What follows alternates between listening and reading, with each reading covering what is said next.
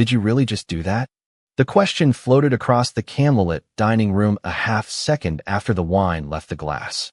The splash wasn't loud, but it was unmistakable. Deep red Cabernet spread across the front of Jada Sterling's ivory dress like a slow-blooming stain, the kind that made nearby conversations collapse into stunned silence. A fork clinked against a plate somewhere to the left. Someone inhaled sharply, and at the center of it all stood a young man in a designer blazer, barely 20, holding an empty wine glass with a grin that said he thought the whole thing was hilarious. The restaurant sat on the upper floor of a Manhattan tower overlooking the Hudson, the kind of place where a single steak cost more than most people's weekly groceries and where reservations were booked months in advance. Crystal chandeliers glowed softly overhead. Jazz drifted through hidden speakers. And now every eye in the room had quietly shifted toward table 12. The young man shrugged like spilling wine on a stranger was just another joke. "Relax," he said, his voice loose with expensive confidence. "It's just wine." His parents laughed immediately. The father leaned back in his chair, silver hair perfectly combed, cufflinks catching the light. The mother covered her smile with a napkin, though the amusement was still obvious in her eyes. To them the moment wasn't humiliating. It was entertainment. Around them a few guests exchanged glances, the kind people share when something clearly wrong has just happened, but no one is sure whether to step in. A waiter froze mid-step, holding a tray of sparkling water. Jada Sterling, however, didn't move right away. She sat perfectly still in her chair, one hand resting calmly on the table beside her untouched glass of water. For a moment, she simply looked down at the wine slowly soaking into the fabric. The scent of oak and dark berries rose faintly from the stain. Then she lifted her eyes. Calm, unhurried. The young man expected anger. Most people would have stood up immediately, raised their voice, demanded an apology. But Jada Sterling did none of that. She reached for a folded linen napkin and lightly pressed it against the fabric of her dress, absorbing the spill with quiet precision. The room stayed silent. The father across the aisle chuckled again and shook his head. "Kids," he said casually to no one in particular, like the moment required no further thought. "They get carried away." The mother added, "Honestly, people shouldn't sit so close if they can't handle a little accident." A couple at the next table stared down at their menus, pretending not to hear. Another guest discreetly lifted a phone halfway off the table before thinking better of it. None of them recognized the woman at table 12. Not the young man with the empty wine glass. Not his amused parents. And not the dozen strangers now quietly watching. Because if anyone in that room had recognized the name Jada Sterling, they would have understood something important in that moment.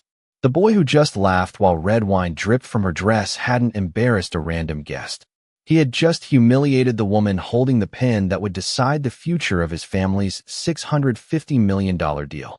The wine stain continued to spread slowly across the fabric of Jada Sterling's dress, a deep red reminder hanging in the warm light of the dining room, while the rest of the restaurant remained suspended in a strange silence.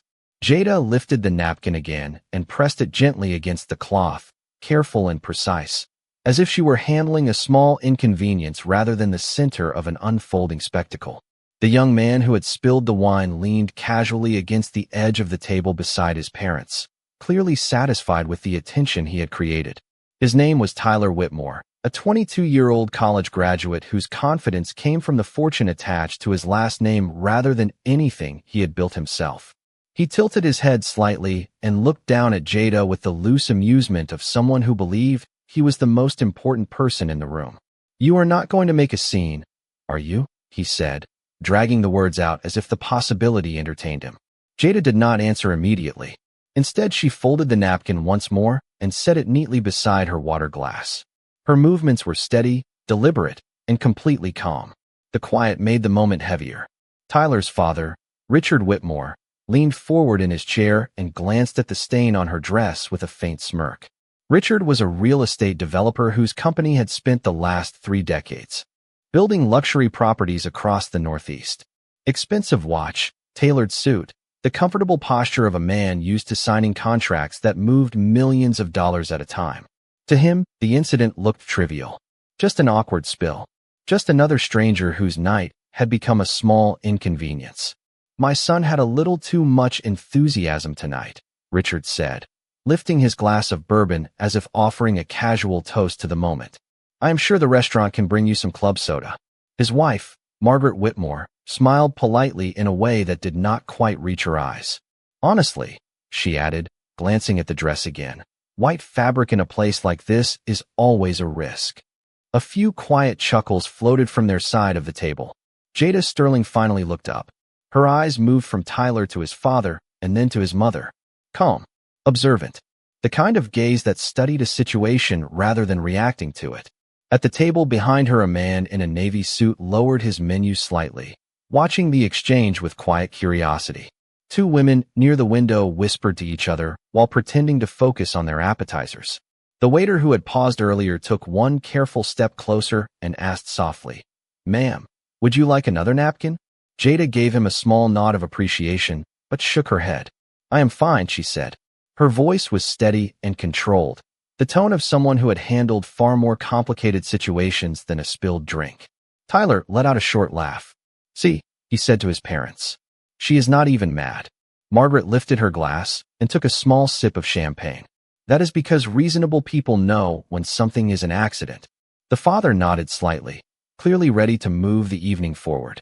Across the room, the soft jazz continued to drift through the speakers as if nothing unusual had happened, yet the tension around table 12 remained quietly charged. Jada reached for her phone, not with urgency, but with the calm pace of someone checking the time during dinner. The screen glowed briefly in her hand. Her reflection shimmered faintly in the polished surface of the table. For a moment, she seemed to consider something. Then she placed the phone back down without unlocking it. The Whitmores assumed the moment had passed. To them, the evening was simply returning to normal. Another laugh, another drink, another story told across a linen-covered table high above the city. But what none of them noticed was the way a young hostess standing near the entrance had just glanced toward Jada with a flicker of recognition, her eyes narrowing slightly, as if a familiar name had just surfaced in her mind. And what the Whitmore family could not possibly know was that the quiet woman sitting across from them had spent the past 4 months reviewing a contract worth $650 million that would determine whether Richard Whitmore's largest development project would rise from the ground next year or disappear before construction even began. The quiet around table 12 did not disappear after the laughter faded. It lingered in the air like the soft echo of a note that had not fully settled. Jada Sterling sat upright in her chair, the faint stain of wine still visible across the front of her ivory dress, though the napkin had absorbed most of the spill. She did not rush. She did not raise her voice. She simply folded the napkin again with calm precision and placed it beside her glass. Across from her, Tyler Whitmore seemed almost disappointed by the lack of reaction. He had expected outrage, or at least a sharp remark that would keep the attention on him. Instead, he received silence. The kind of silence that made people uncomfortable when they were used to controlling the room. Tyler shifted his weight and leaned slightly closer to the table. "You know," he said with a careless shrug, "most people would have said something by now." His tone carried the relaxed arrogance of someone who had never truly been told he had crossed a line. Jada lifted her eyes slowly. "Most people might," she replied calmly. The words were simple, but the steadiness behind them caused the young man to pause for a moment longer than he expected. Richard Whitmore cleared his throat lightly, as if eager to steer the moment back towards something he considered normal conversation. "Let us not turn a simple accident into a headline," he said, swirling the amber liquid in his bourbon glass. The ice clinked softly against the crystal. "New York restaurants are crowded places. Things happen." Margaret Whitmore nodded in agreement, smoothing the sleeve of her designer jacket. "Exactly. It is unfortunate, but certainly not worth ruining anyone's evening." A server passed nearby carrying a tray of entrees, glancing briefly toward the table before continuing on.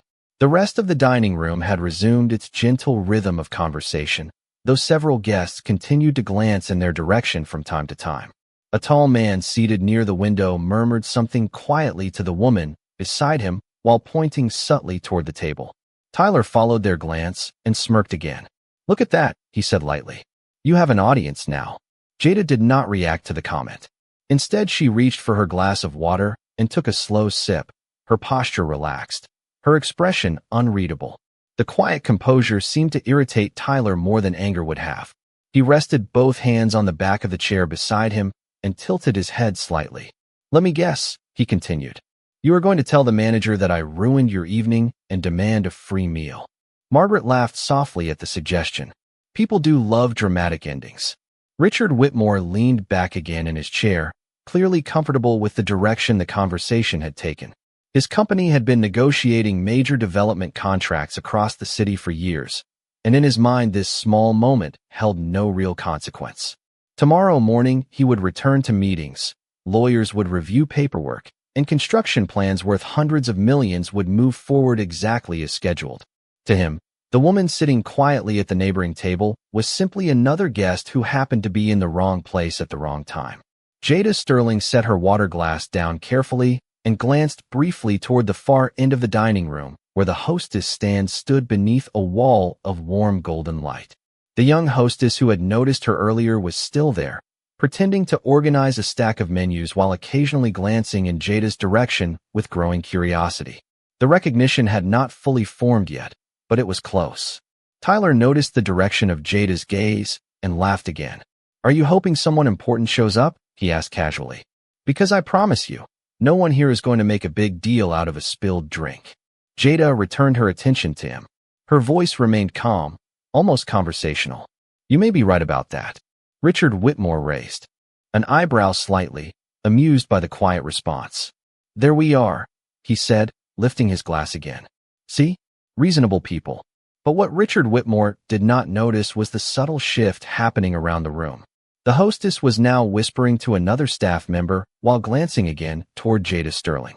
And the waiter who had offered the extra napkin had just paused beside a service station with a puzzled expression, as if a name he had heard earlier that evening was beginning to connect with the woman sitting calmly at table 12, while the Whitmore family continued laughing about a mistake that had already started changing the direction of their night.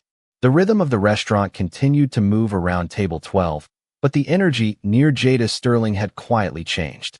The low murmur of conversations and the soft jazz from the speakers still filled the room, yet a few more glances drifted in her direction than before. At the hostess stand near the entrance, the young woman who had noticed Jada earlier leaned slightly closer to her coworker.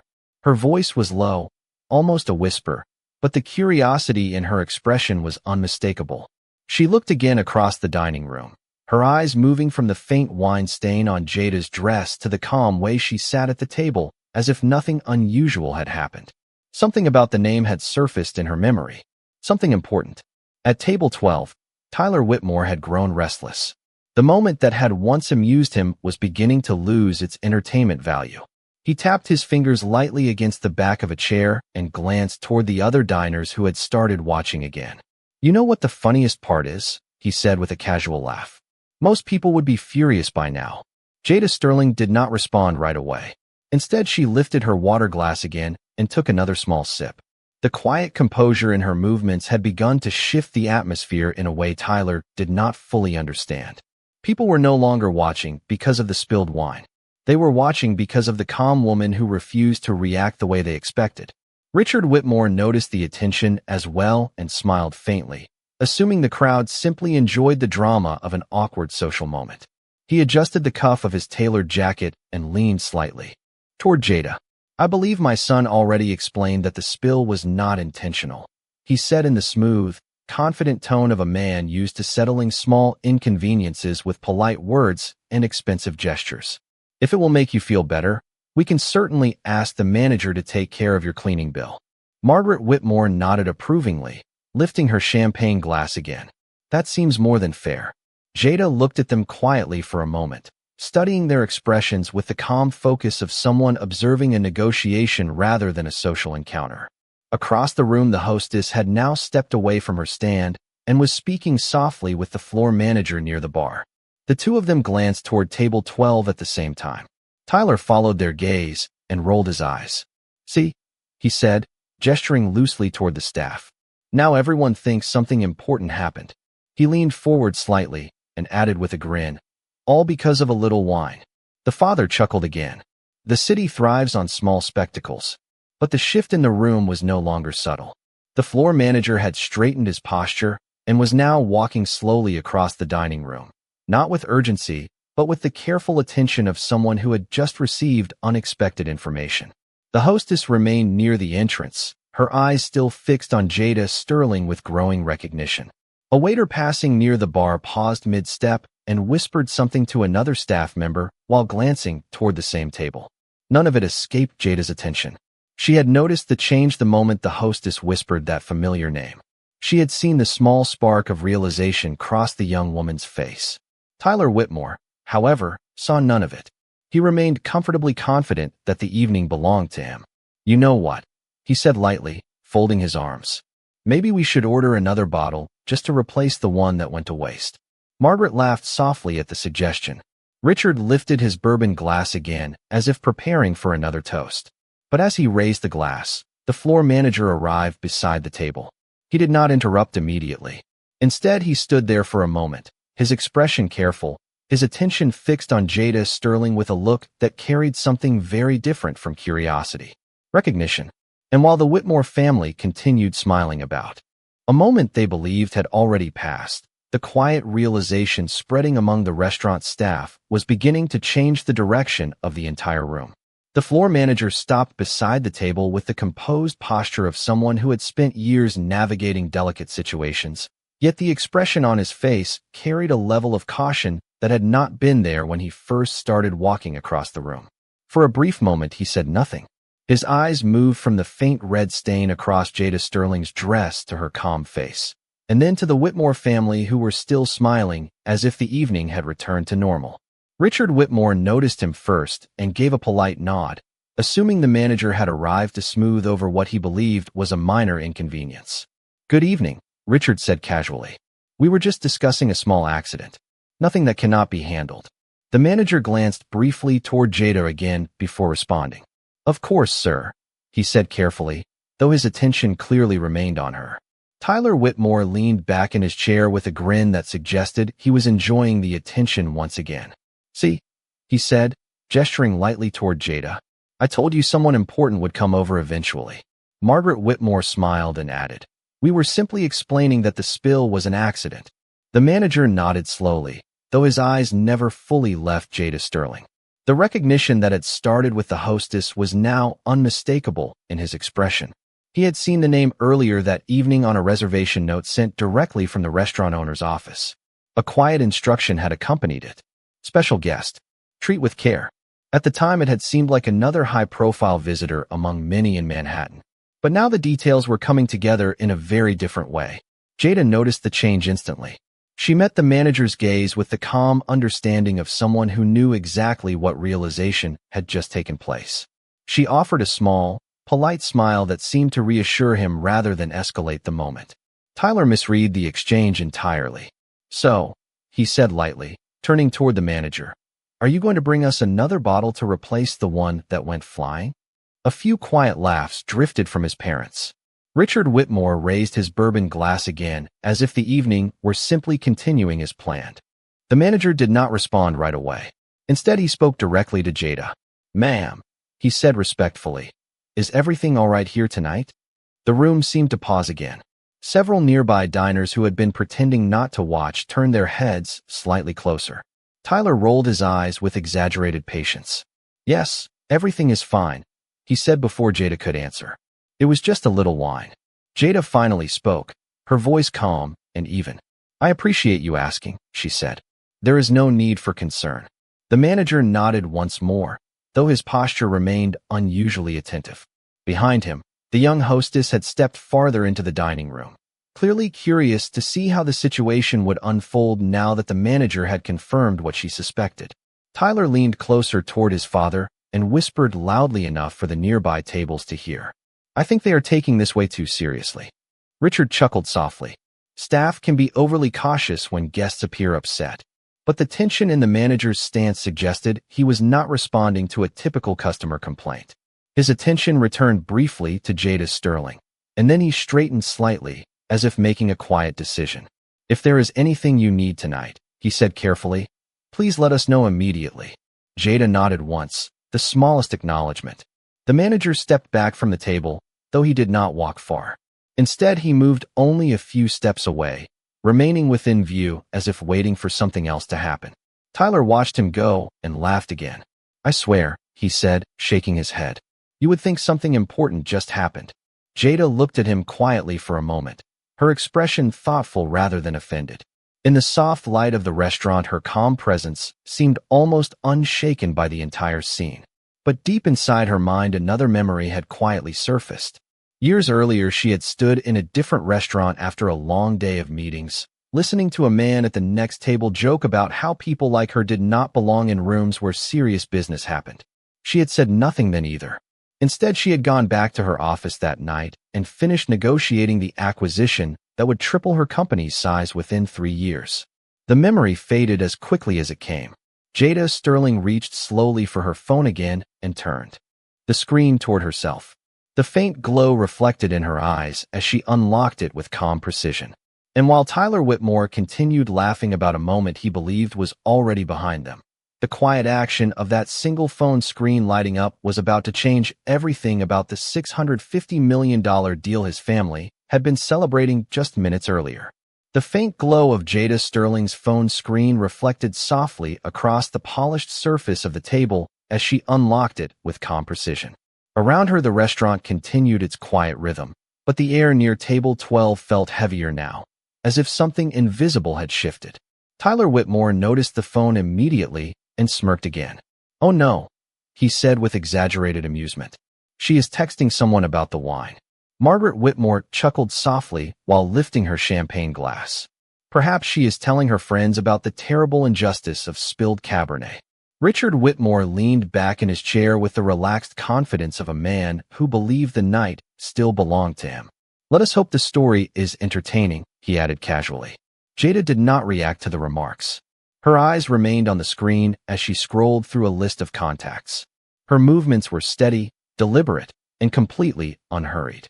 Across the dining room, the floor manager watched quietly from a distance, his attention still fixed on her table. The young hostess stood near the entrance pretending to organize menus again, though her eyes had not left Jada Sterling since the moment recognition had begun forming in her mind. Tyler leaned forward slightly, curiosity creeping into his expression. Go ahead, he said with a grin. Call whoever you want. Maybe they can help clean the dress. Jada finally spoke, her voice calm and even. I'm not calling anyone about the dress. Tyler tilted his head. Then what are you doing? Jada lifted the phone slightly and tapped the screen once before raising it to her ear. The line connected quickly. Good evening, Carla, she said in a tone so composed it barely carried across the table. The name meant nothing to the Whitmore family. To them it sounded like a routine call. But the floor manager's posture shifted almost immediately when he heard it. He recognized the name from the same reservation note he had reviewed earlier that evening. Jada continued speaking, her words measured and clear. I hope I did not interrupt anything important. A brief pause followed as the voice on the other end responded. Jada listened quietly, then nodded once even though the person could not see her. I need you to make a small adjustment to tomorrow morning's schedule, she said. Tyler leaned closer to his father and whispered loudly enough for nearby tables to hear. This is incredible. She is actually calling someone. Richard Whitmore laughed softly under his breath. Perhaps she runs a cleaning service. Margaret covered her smile with her hand. Jada continued the conversation without acknowledging them. Please cancel the meeting with Whitmore Development, she said calmly into the phone. The words seemed to drift through the space between the tables like a quiet ripple. Tyler did not understand them at first. Richard Whitmore, however, stopped swirling the ice in his glass. For a moment he assumed he had misheard. Jada listened to the response on the other end before continuing. Yes, the entire meeting, she said. Tomorrow morning at 9 o'clock. The restaurant remained peaceful around them, yet the stillness at table 12 had sharpened noticeably. Richard Whitmore slowly set his bourbon glass down on the table. Excuse me, he said carefully, leaning forward toward Jada. Did you say Whitmore Development?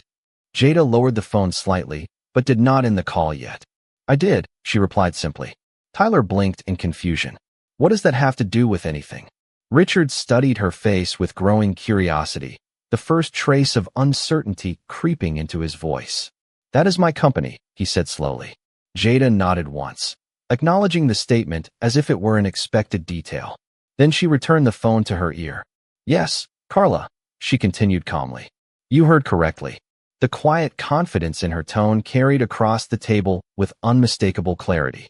Please cancel the $650 million agreement. Across the room, the floor manager exhaled slowly, as if the final piece of a complicated puzzle had just fallen into place. And for the first time since the wine glass had tipped earlier that evening, the smile on Richard Whitmore's face began to disappear. The words hung in the air like the final note of a piano chord that refused to fade. Please cancel the $650 million agreement. For a brief moment, no one at table 12 spoke. Even the quiet background music seemed to soften as the weight of the sentence settled across the polished wood surface between them. Jada Sterling lowered the phone slowly, still listening to the voice on the other end for a final confirmation. Yes, she said calmly. Send the notice tonight. She paused for a moment, then added with the same steady tone. Thank you, Carla. The call ended with a soft tap of her thumb against the screen. She placed the phone beside her glass of water as if nothing remarkable had happened. Across from her, Richard Whitmore stared at her with the expression of a man trying to decide whether he had misunderstood something simple or witnessed something impossible. The confidence that had filled his posture earlier had quietly drained away. I think there has been some confusion, he said carefully. His voice no longer carried the casual amusement it had only minutes before. You just mentioned Whitmore Development and a $650 million agreement. Jada met his gaze with calm composure. That is correct. Tyler Whitmore looked from his father to Jada and laughed nervously. Wait a second, he said, shaking his head. Are we supposed to believe you can cancel my dad's deal? Margaret Whitmore leaned forward slightly, her smile thinner now. I am sure she meant something else, she said quickly, glancing toward her husband. Richard Whitmore continued studying Jada Sterling's face, searching for some hint of sarcasm or exaggeration. Instead, he saw only quiet certainty. Who exactly are you? He asked slowly. The question lingered between them. Several nearby diners had now stopped pretending not to listen. The floor manager remained a few steps away, watching with the attentive stillness of someone who already knew the answer. Jada rested her hands lightly on the table, her posture relaxed. My name is Jada Sterling, she said simply. Tyler shrugged with impatience. Okay, he replied. And Jada held his gaze for a moment before continuing. I am the Chief Executive Officer of Sterling Infrastructure Group.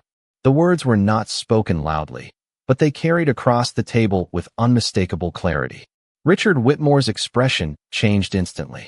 The name struck him with the force of sudden recognition.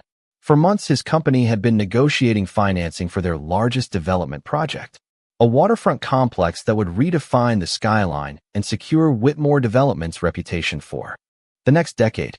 The capital behind that project had come from a single partner, Sterling Infrastructure Group. Richard leaned back slowly in his chair as the realization moved across his face. Tyler frowned in confusion. Dad, he said quietly, what is she talking about? Margaret Whitmore's champagne glass remained frozen halfway to her lips. Richard Whitmore spoke carefully now, each word measured. Sterling Infrastructure Group is the firm funding the Harbor Point expansion. Tyler blinked. The $650 million project? Richard nodded once, his eyes never leaving Jada Sterling. Silence spread across the table again. The laughter from earlier in the evening felt distant now, like something that had happened in another room hours ago. Tyler's voice came out uncertain. So you are saying. He stopped, the thought finally catching up with him. Jada finished the sentence calmly. I am saying that the agreement your company has been celebrating tonight no longer exists. The sentence was delivered without anger, without raised volume, and without a trace of satisfaction. It was simply a fact. Richard Whitmore lowered his eyes briefly toward the table, as if recalculating everything he thought he understood about the evening. Margaret's earlier smile had vanished completely. Tyler glanced around the restaurant, suddenly aware that several guests were watching the table with quiet interest. Jada Sterling reached for her water glass again and took a slow sip. Then she looked back at Richard Whitmore with the same calm expression she had carried all evening. Your son believed he spilled wine on a stranger, she said evenly. In reality, he spilled it on the person deciding whether your company had a future in that project. The silence that followed felt heavier than anything spoken before. The silence around table 12 deepened after Jada Sterling's words settled into the room. The faint hum of quiet conversations across the restaurant continued, But near their table the atmosphere had shifted completely. Richard Whitmore stared at Jada as if he were trying to recalculate an entire evening in his head. Only minutes earlier he had been laughing about a spilled drink. Now the same moment carried the weight of a $650 million decision. Tyler Whitmore was the first to break the silence, though his voice no longer carried the confidence it had before. "That is not possible," he said quickly, shaking his head. "You cannot just cancel a deal because of something like this." Jada Sterling looked at him with calm patience. "Business decisions are rarely made because of one moment," she replied evenly. "They are made because moments reveal things about people." Margaret Whitmore set her champagne glass down on the table, the soft clink echoing slightly louder than expected. Her earlier composure had faded into visible tension. "There must be some misunderstanding," she said, glancing nervously toward her husband. "Richard, tell her the contracts are already finalized." Richard Whitmore did not answer immediately. His eyes remained fixed on Jada Sterling. He had spent months negotiating with Sterling Infrastructure Group's executive team, studying financial models, attending strategy meetings, and reviewing legal drafts for the Harbor Point expansion. The entire development depended on the capital commitment from that single firm. He knew exactly who held the authority to change the agreement. And he knew that the woman sitting calmly across the table had just exercised that authority. Tyler looked from his father to Jada again. "Dad," he said quietly, confusion turning into concern. "She cannot really do that, right?" Richard exhaled slowly before answering. "She can," he said in a low voice. The words landed heavily. Margaret's expression froze. Tyler blinked in disbelief. "You are serious?" he asked. Richard nodded once, the motion small but undeniable. Across the dining room, the floor manager remained near the table, his posture respectful but attentive, aware that the tension unfolding in front of him involved far more than a typical restaurant dispute. Several nearby guests had now stopped pretending to ignore the conversation entirely. Jada Sterling remained composed. She rested her hands lightly on the table and looked directly at Richard Whitmore. "Your project is impressive," she said calmly. "The Harbor Point expansion has the potential to transform the entire waterfront district." Richard's eyes narrowed slightly as he listened. "Then why cancel it?" he asked. Jada held his gaze. "Because partnerships are built on trust and judgment," she replied. "Tonight your family showed me exactly how you treat people you believe have no influence." Tyler's face flushed with embarrassment as the meaning behind her words settled in. Margaret looked down at the table, suddenly unable to meet Jada's eyes. Richard Whitmore leaned forward slightly, his voice now careful and measured. "Jada," he said quietly, speaking her name for the first time since learning who she was. "My son made a mistake. It was careless and disrespectful. I will not defend that." Tyler turned toward him in surprise. Richard continued speaking, his tone firm but controlled. "However, canceling a project of this size affects hundreds of employees, contractors, and investors. It affects an entire development plan that has been in progress for over a year." Jada listened without interrupting. The calm expression on her face did not change. "I understand the scale," she said after a moment. "I reviewed every detail before agreeing to finance it." Richard studied her closely. "Then you know how many people are depending on it," he replied. Jada nodded slightly. "I do." Another brief silence passed across the table. Tyler shifted uneasily in his chair, no longer amused by the situation he had created. Margaret glanced nervously toward the surrounding diners who were quietly observing the conversation. Richard Whitmore straightened his posture and spoke again, his voice lower now, carrying the weight of someone attempting to recover control of a collapsing situation. "Is there any way to reconsider this decision?" he asked carefully. Jada Sterling paused for a moment before answering. Her gaze moved briefly across the table from Richard to Margaret and finally to Tyler.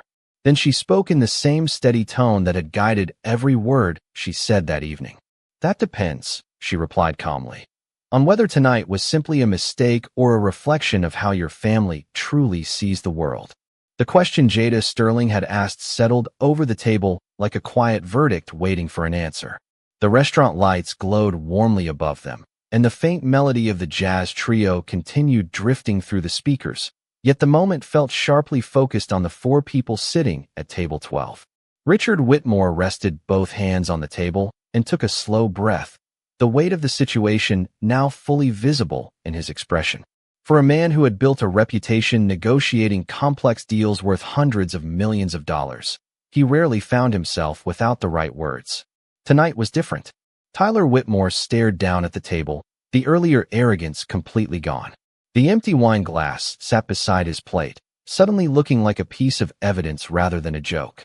Margaret Whitmore remained silent, her fingers lightly touching the stem of her champagne glass without lifting it. Richard finally spoke. "Tonight was a mistake," he said. Carefully. "A serious one." Jada watched him quietly, giving him space to continue. Richard turned his attention briefly toward his son. "Tyler," he said firmly, "you owe Ms. Sterling an apology." Tyler looked up slowly, the confidence he carried earlier replaced with visible discomfort. For a moment he hesitated, as if searching for the right way to undo something that could not be undone. Then he spoke, his voice lower than before. "I am sorry," he said. "I should not have done that." The words hung in the air, simple and direct. Jada Sterling studied him for a moment. She had heard many apologies during her career, some sincere and others delivered only because the consequences demanded them. Tyler's apology carried embarrassment, but it also carried the uneasy realization that his actions had exposed something deeper about how easily he dismissed people he did not recognize. Richard Whitmore nodded slightly, acknowledging his son's words before turning back toward Jada. "We built our company on partnerships," he said carefully, "and I understand now why you questioned ours." Jada folded her hands together calmly on the table. "Respect is the foundation of every partnership," she replied. "Without it, contracts become meaningless." Richard held her gaze. "Then allow us the opportunity to prove that tonight does not represent who we are as a company." Jada remained quiet for a moment, considering his request. Around them, the restaurant had slowly returned to its normal rhythm, though a few nearby diners still glanced toward the table with curiosity about how the conversation would end. The floor manager remained nearby, his presence discreet but attentive. Jada finally spoke. "The agreement has already been canceled for tomorrow's meeting," she said. Richard nodded once, accepting the statement without protest. Jada continued. "However, decisions in business are rarely permanent after one conversation." Tyler looked up again, a flicker of cautious hope crossing his face. Jada turned her attention back to Richard Whitmore.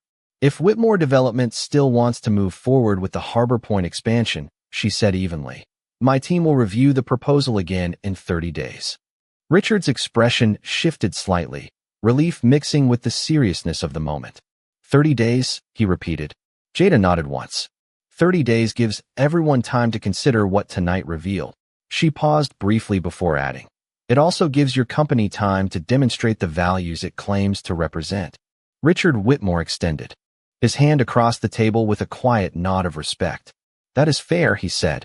Jada shook his hand calmly, sealing the understanding without celebration or tension. Tyler exhaled slowly, the weight of the evening finally settling on him in a way that would likely stay with him far longer than the stain on Jada's dress. Jada rose from her chair, smoothing the fabric lightly before reaching for her coat. She looked at Tyler one last time, her voice calm but unmistakably firm. "Success is not measured by how people treat those with influence," she said. "It is measured by how they treat the people they believe have none." With that, she stepped away from the table and walked toward the exit, leaving the Whitmore family sitting quietly beneath the warm lights of the restaurant, each of them fully aware that a single careless moment had nearly cost them the most important deal of their careers.